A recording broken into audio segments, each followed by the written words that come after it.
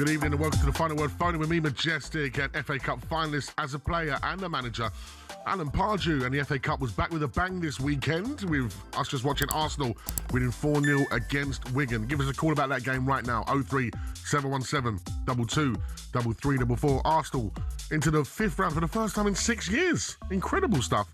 Arsenal still on for the quadruple. Gunners, or Gooners, give us a call, 03717 22 3344. Elsewhere, there were wins for all the Premier League sides today. Boring. Have you been to a game today? We want to hear from you. Remember, talkSPORT's now bigger than ever. Come see us in our beautiful news studio on the 17th floor of the News Building in London by going to YouTube or on your smart TV. Go check us out right now. But as always on a Sunday on the Final Word with Imagine Pods, relax, get yourself a drink, cup of tea, a bicky, whatever. It's time to digest the weekend of football here on talkSPORT with Imagine Pods here on the Final Word Phone-In. And as always, I'm delighted to be joined by my co-host of the Sunday night, Mr. Alan Pardew. How are we, Pods? Very good, match yourself. You had a nice weekend? Very nice weekend, very quiet. But I went to Barcelona this week. Barcelona. Yeah, I had football? No, I had a residency there for a while. Residency? Yeah, so I had a place there. I was tying up some loose ends, etc., etc. And also to see Ray in concert. Hang on, was this a Valentine's Day weekend? Well, not really, but it was still lovely to go and see Ray on I suppose she did it like a Valentine's night, really.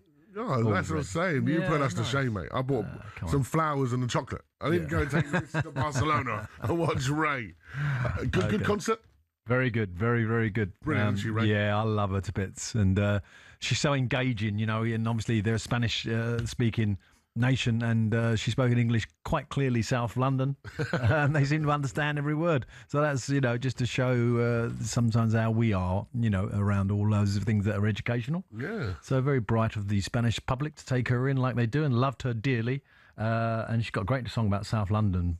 Was the weather better than it's been here? No. Oh, really? It was, yeah. We had one nice day, but that was the day we come home. The other day was exactly like it is here. So don't think going to Europe's going to make any difference. I swear it's rained every day this year. Incredible. It's just horrible. The only thing you need is that sun to burst through, yes, just for a couple of hours to give you a little lift. And it just won't do it, will it? It's just that grey, constant stream of drizzle rain. Horrible. I was in the park today, the old grassroots football. A bit of mud going on. Puddles on the pitch. Yeah. Literally, this ball came through to my son Leo, yeah, and he's in now. Yeah. He's ready, we're ready. Yeah. Go on, accelerate. He got tackled by the puddle. Yeah. The ball just stayed stuck in the puddle. And he went past it. That's why we love grassroots football. And that is why we love the FA Cup, of course, because this weekend has been the FA Cup. And you used to get pitches like that, obviously, at professional level. Yeah. Not anymore. No, not anymore. Not anymore. Tie of the weekend for you? Got to be Villa Newcastle, really, innit? Probably, yeah. And obviously loads of controversy around that game. Yeah. I enjoyed the West Ham Burton game. How Burton didn't score, I don't know.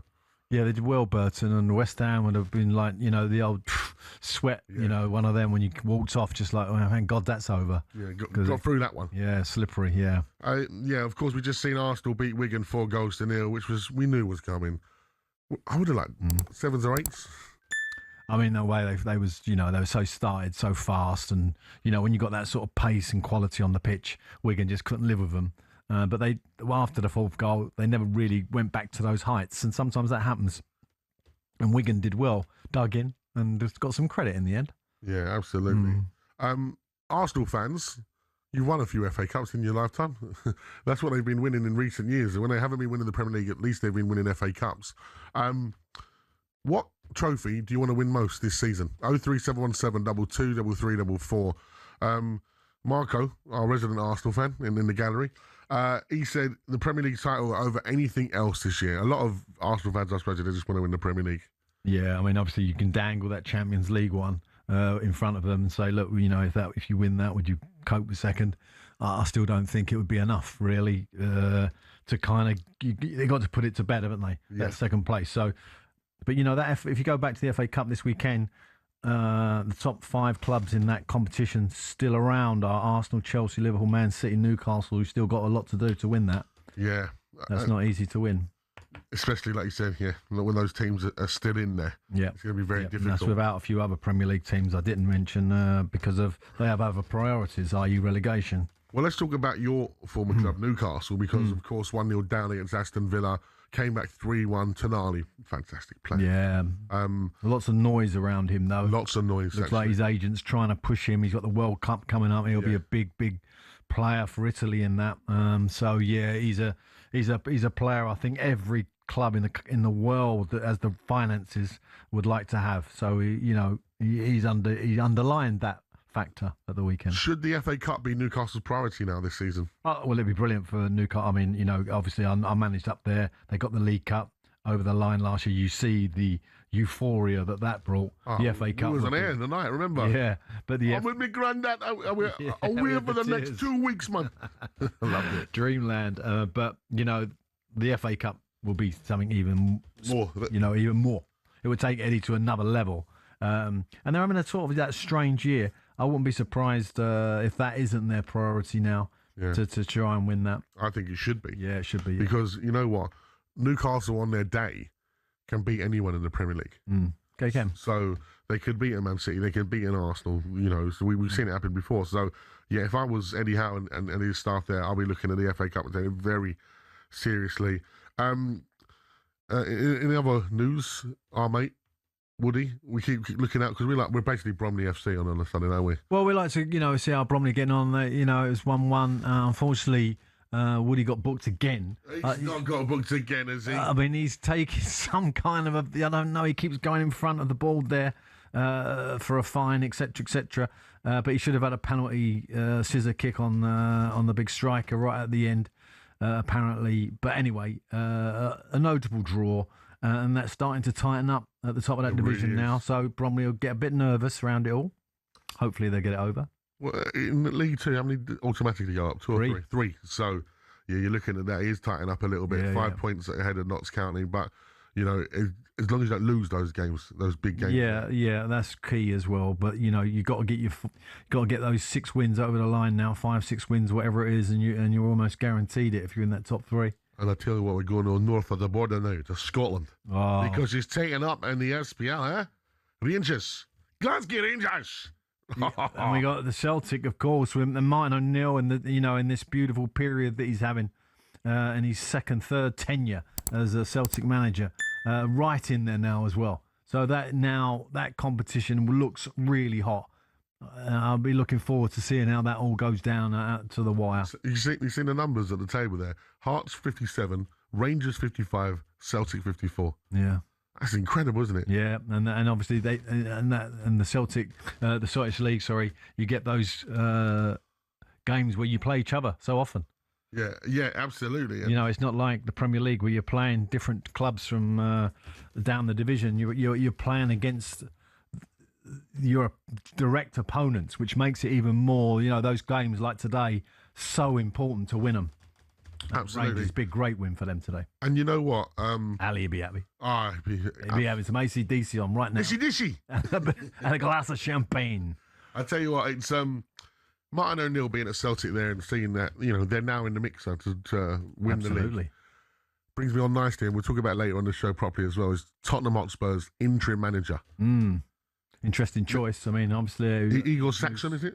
Gregorian? No, it's Tudor.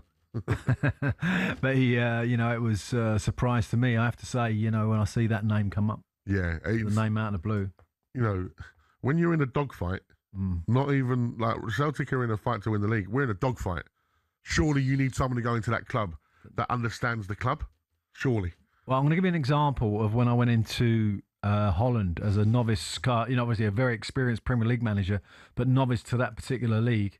And I played the first game and I thought, okay, I sort of get the level now. I understand where it's at. I think this team I've got are going to struggle. We didn't have a lot of quality in the group. And then the next week we went to Azar Akmar and I watched the videos and they looked an okay side. They looked, reasonable. When I got there, wow, it was like, what is this? I mean, I did not expect this kind of fluidity, speed of movement, quality of... So I got completely whitewashed there. And that is going to happen to Tudor. I don't care if he's played at English teams in the Champions League, etc., etc. The Premier League, at its rawest, away from home, he's going to find a shock or two. And as you say, you don't really need that at this stage of the season. No. You want to know exactly what you're doing. You know exactly what you're going to get when you go to Sunderland, what you're going to get when you go to Leeds, what you're going to go when you go to South London to face Palace, etc., etc., etc. And I'm afraid he hasn't had any kind of experience of that. As much as when you look at his CV, he's had a lot of clubs that he's taken in relegation situations. We'll talk more on that later on, because I really want to get your take on that and about the way that people are recruiting nowadays and why they'd go for someone like him. But let's go to the phone lines at 03717 22 Got George, the Arsenal fan, who didn't see the game, I believe. How are you, George? Yeah, good, thanks, mate. I listened to the game. I listened to some of the game. Okay. But you knew it was a formality. You were beating Wigan, weren't you?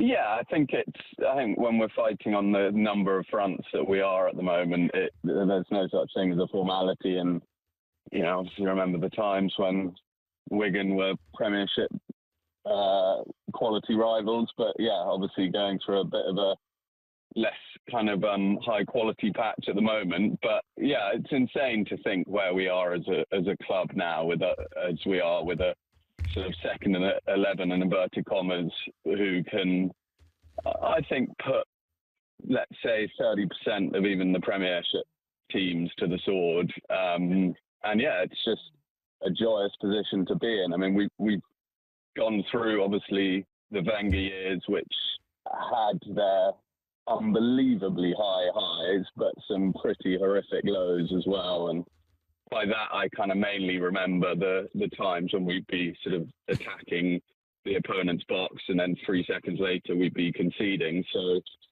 I've been one of the first to say... I'm going to have to stop you there, George, because I'm going to go over to Nigel Adderley, who's got Mikel Arteta. What did you take from that first half performance? Well, really pleased. We made a lot of changes, and you are always concerned. We're going to have those connections, that cohesion in the team straight away, the level of intensity, and the answer was a big yes. The way we started the game, the way we pressed, the way we had the intentions constantly to play forward, to play behind them, it was really pleasing. And obviously we scored some great goals, and we made a difference in the first half. Do you credit the opposition for the way the second half went? Yes, for sure. And we could have scored more goals as well. We hit the post. We had some big chances as well to do that. But they are a good team. They are a team that wanted to show some pride as well. And we are very happy with the win. You gave one or two players opportunities in maybe slightly different positions today. Do you feel they took them? Absolutely. And it was good an opportunity for us to try certain different things. And we're going to need that throughout the course of the end of the season. So very pleased with that as well. And you've got so many big games coming up now. You're still going on all four fronts. I mean, do you feel that's realistic and becomes more realistic the longer it goes on? I don't know. We are, and every 3 days we have a different competition. Now, okay, enjoy tonight. Tomorrow we start again with Wolves, and we know how tough it's going to be on Wednesday. And ready for that, but with a lot of enthusiasm, everybody feeling part of that, and we'll go again. Thanks very much. Thank you. Mikel, could you give us an update on Ricardo Calafiori? Obviously, had to pull out. That was Arsenal manager Mikel Arteta with Nigel Adderley there. Very happy, of course, with his side's win over Wigan. As he said, he's every week now, they've got a big competition, they've got a big game. The Premier League now, every game for them is a cup final, isn't it? Yeah, but he had a nice situation today where his side was relatively fresh to kind of go, well, you know what, let's have a little look at a real attacking lineup. Because at those games at the end of the season, it might be worth just looking at putting a full Monty offensive team out. So he pushed Eze back to the 8. He had Saka in the 10, Madueke as 11, and Martinelli as a 7, and Jesus up the middle. Now, against any opposition, that's a real handful, isn't it? Yeah, big time. And I thought it worked quite well. Eze hit a couple of passes from deep, obviously for the second goal, whatever, straight through the team, the opposition. So I thought, and as a manager sometimes, when you're in this luxury position, you can have a little look at things like that. And I thought that worked really well today. And I think that's something that he will put in his little book as a as a tick as a success. Yeah. As I say, I might use that later on. And it's worthwhile trialling out against someone like Wigan. Correct. Rather than a Premier League team sometimes who's got double. Yeah, well, obviously, Jose back there defensively isn't the soundest. And actually, one of the Wigan players went round him far too easily at one point in the first half. But what I'm saying is, let's just say they're 1-0 down and they need a goal. And they got total domination of the game. That ain't a bad setup to put on the pitch. Let's go to the phone lines on 03717 223344. Keegan joins us. He's an Arsenal fan. Evening, Keegan. How are we doing, gents? You all right? Yeah, very well. Another win for the Arsenal, progressing into the next round of another competition. Is the quadruple on? Oh, I'm not reading into that. I think everyone needs to just calm down a little bit, I mean, listen, I love being in the conversation with that, but I think we've all got to be a little bit more realistic. There's got to be minimum prem. As you said, Keegan, as a football fan, that's what you can ask for, competing. That is true. You've got a point. The hope's always the best thing, right? It's the bit that kills you. It is the thing that kills you, though. I think one of the biggest things for you mentally is going to be that Carabao Cup final, to get that first win. It's why Pep always said he wants to win that trophy, because you get that first win under your belt in a season, it creates a bit of a winning mentality, doesn't it? 100%, definitely. And what adds to it as well, I mean, shortly after that game, we're playing them in the Prem, aren't we? Yeah, so exactly. If they beat us in that final, all of a sudden, that second game against them, everyone's feeling a little bit nervous already. I mean, it's a massive game as it is. If you go in there with a loss, it's even scarier, right? I mean, yeah, it's going to be massive, that final. If we winning that will just get us going, Yeah, Pards, in terms of Man City chasing Arsenal right now, how much pressure do you think Arteta is feeling, knowing that, especially he's coming from Pep, his good friend? Of course. Yeah, I mean, I just think if I was Arteta, I would be just slightly concerned that, they just seem to be getting into groove, and the signing of Gahey, I think, has been the key to that. Stabilised them. Yeah, and it's been at the back that they've just not looked set. And I think with the signing of Gahey, although surprisingly knocked out of the FA Cup at Macclesfield, and gets the winner in the fourth round. What's all that about? That's another story.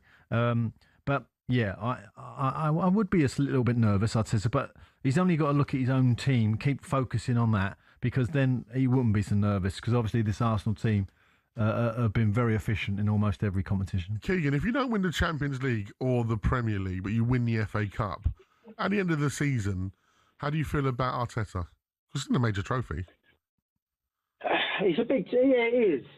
If you look in the grand scheme of things, it's probably not enough. Finishing second all them times and stuff.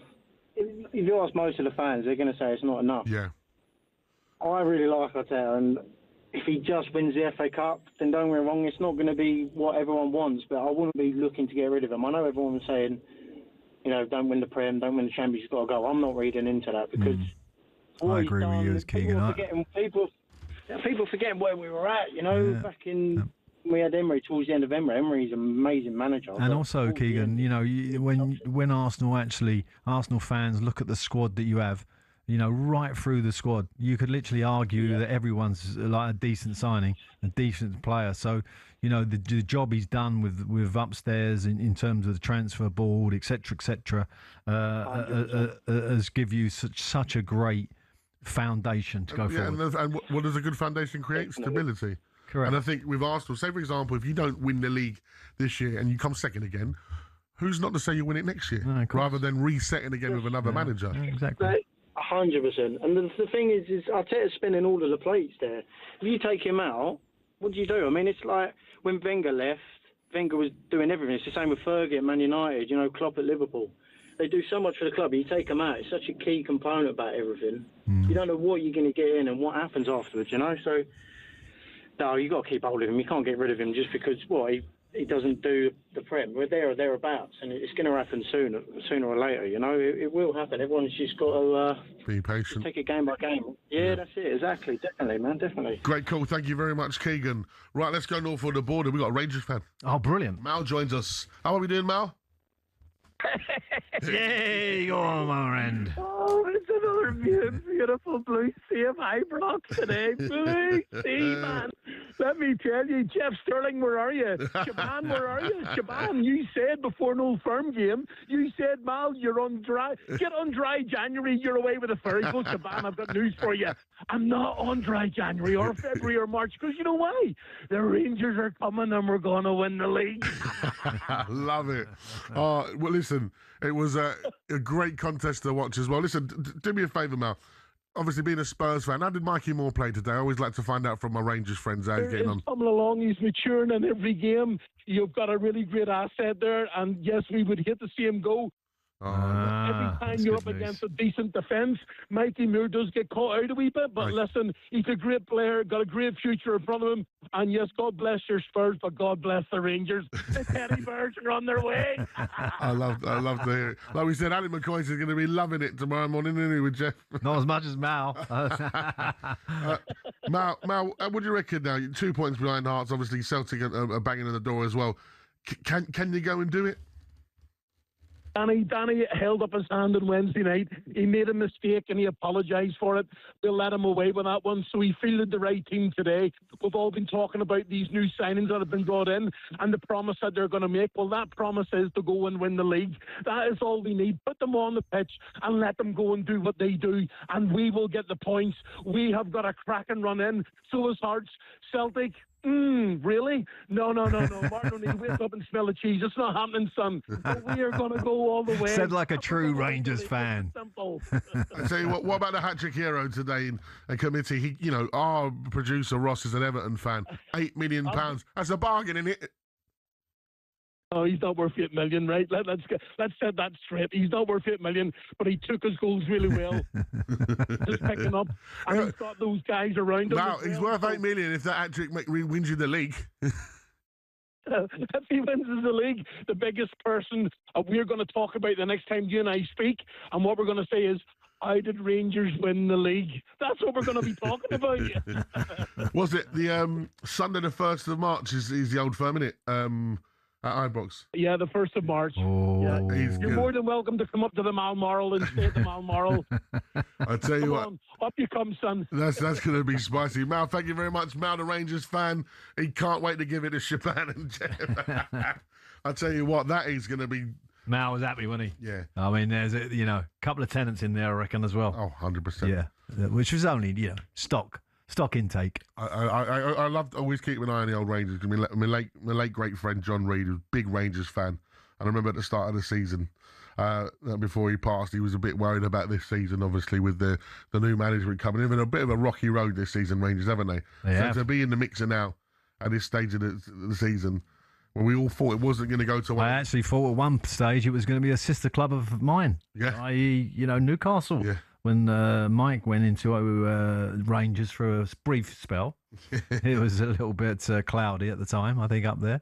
Anyway, what we have got there is a really intriguing running. We got Tony Bloom's Hearts, who we know are well backed, well funded in terms of intelligence, I would say, around the game that we have at the moment, i.e. the modern game. You have Celtic traditionally and Rangers traditionally the winners of that league. Fighting it out, a three-horse race, lovely. Let's go to Sammy, who's a Manchester United fan, wants to join us on the final word. Evening, Sammy. Good evening, gentlemen. Pleasure speaking to you both. Listen, even though you're a Manchester United fan, you want to talk about Arsenal, don't you? Yeah, so my opinion is about Arsenal. I just don't think... I know they're not listening to the noise. They're going to be doing their thing. They're going to be focusing on it. But I just don't need to... As an Arsenal fan, I wouldn't want it to stress about winning all of it. I think as an Arsenal fan, I think the main important thing is if they can do the league this year, that would be very good. And obviously, Liverpool back in 2019, I think they won the Champions League and then they won the Premier League the following season. So they didn't do both, even though they were really good. So I just think that there's no need to stress. Winning the Premier League is of course, if they do the double, it's good. But just all talk about the pressure on doing all four or doing all three is putting too much pressure on Arsenal. Can I just add it, right? You know what Sammy's talking about there. The manager with 100% will definitely determine which they're going for. And what I mean by that, Madge, is in the way that he presents the games. Yeah, how he talks the games up, how he selects his team, and there is no doubt that Arteta is focusing on the Premier League. 100%. There is no doubt about that. And obviously, that's why you saw Eze playing today. Yeah, and the League Cup final will be important to him, as will the Champions League games that are coming up. But the most important game are the Premier League games that he has to the running, and the players will sense that, will know that. So I don't think there's any doubt in any Arsenal fan's mind where the criteria lies. It's Premier League, win the Premier League, and anything else that falls our way, great. But that League Cup game, the final, is important because of the mentality, because of the game that's coming straight after. That's why I think that is a key game. Yeah, because if they lose that, they could. And then they go to and then they go to the Etihad on the back of a downer. Yeah, exactly. Right, tomorrow talkSPORT brings you live coverage of Giant Killers Macclesfield taking on Brentford in the FA Cup 4th round, while Arsenal's next game is live on talkSPORT on Wednesday when they take on Wolves in the Premier League. Which, for example, if they don't get a result there, which you think they will, right? But say, for example, if it's a draw, it gives Man City that new thing. We've got a game in hand on them. Do you know what I mean? And they go to their next game. Let's go. But for now, keep your calls coming in. 03717 223344. Arsenal fans, are you on the hunt for the quadruple? Or is there a trophy you want to prioritise? Like Sammy suggested, the Man United fan. Keep your eyes on the prize, the Premier League. And Rangers fans, are you as happy as Mal? My man Mal there. Are you going to win the Scottish Premiership? And next up, we'll be talking about a very controversial weekend in the FA Cup with VAR under the spotlight, despite not being involved in the games. That is next on The Final Word on talkSPORT.